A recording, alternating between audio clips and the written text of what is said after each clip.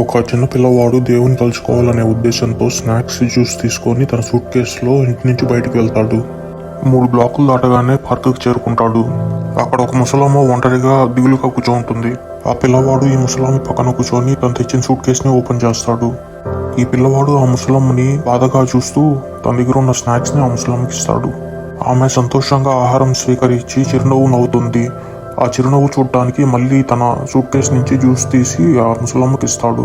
రోజంతా వీళ్ళ పార్కులోనే కూర్చొని స్నాక్స్ తింటూ కబుర్లు చెప్పుకుంటారు. పిల్లవాడు ఇంటికి చేరగానే తన ముఖంలోని ఆనందం చూసి తల్లి ఆశ్చర్యపోతుంది. ఈ రోజు ఇంత ఆనందంగా ఉన్నావేంటని అడిగితే నేను దేవుడితో కలిసి భోజనం చేశాను అని పిల్లవాడు చెప్తాడు. ఇదే సమయంలో ముసలమ్మ కూడా సంతోషంగా ఇంటికి చేరుకుంటుంది. ఆమె కుమారుడు ఏంటమ్మా ఇంత సంతోషంగా ఉన్నావు అని అడిగితే నేను దేవుడితో కలిసి భోజనం చేశాను అని చెప్తుంది. దేవుడు అనేవాడు ఎక్కడో ఉండడు, మన మనసులోనే ఉంటాడు. మనం ఆనందం పంచుకుంటే దేవుని మన హృదయంలో అనుభవించగలం.